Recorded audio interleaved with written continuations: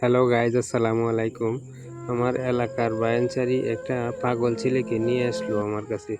আমাকে বলতেছে, ভাই আপনি তো এই মানব সেবা করেন, তে এই পাগলটাকে একটু পরিষ্কার করে দেন, পরিষ্কার করে তারপরে তাকে একটু গোসল টোসল করিয়ে দেন। তারপরে আমি কি করলাম, তাকে পরিষ্কারের কাজ শুরু করলাম।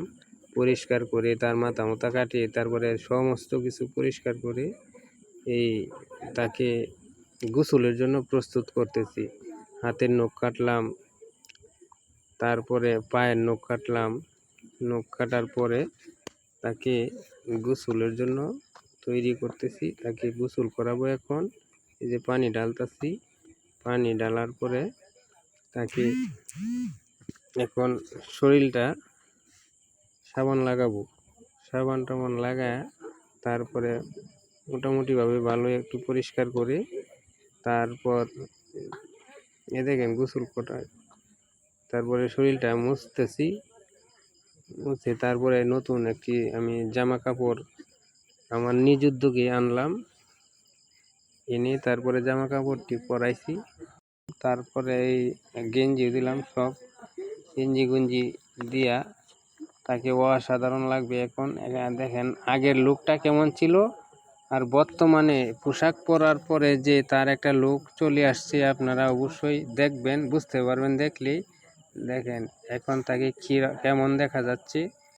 ভিডিওটা বানানোর মূল উদ্দেশ্যই হলো ভিডিওটা আপনারা সকলেই ছড়িয়ে দিবেন সারা দেশে দেশে, যাতে সবাই মিলে এই কাজটা করতে পারে। ভিডিওটা অবশ্যই শেয়ার করে দিবেন যাতে আমি আরও এমন কাজ বেশি বেশি করে করতে পারি। এখন দেখবেন আপনারা ওর সাথে কথা বলবো, তার অনুভূতিটা কি। চুলা কাটলা হন ভাল লাগে না? হ্যাঁ জুরা কো ভালো লাগে হন কাশি দেও।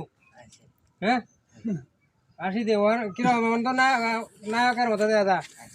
ভিডিওটা বানানোর উদ্দেশ্য হলো, ভাই আপনারা যদি কেউ চিনে থাকেন, এই লোকটা আমাদের শ্যামগঞ্জ স্টেশনে আসছিল, ওই জায়গাতে আমি আইনা চুল কাটাইলাম।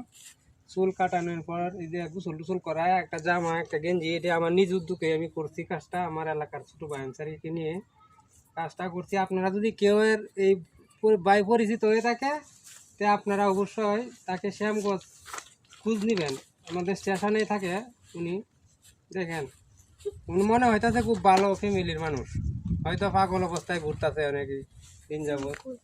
তো আপনারা ভিডিওটা অবশ্যই শেয়ার করে ছড়িয়ে দিবেন, যাতে এই লোকটাকে তার পরিবার সে খুঁজে পায়, তার পরিবারটা সে খুঁজে পায়। অবশ্যই ভিডিওটা দিবে অত বেশি বেশি শেয়ার করে ছড়িয়ে দিবেন, যাতে তার পরিবারটা সে খুঁজে পায় ইনশাল্লাহ। হ্যাঁ এখন তো ভালো লাগতেছে। আচ্ছা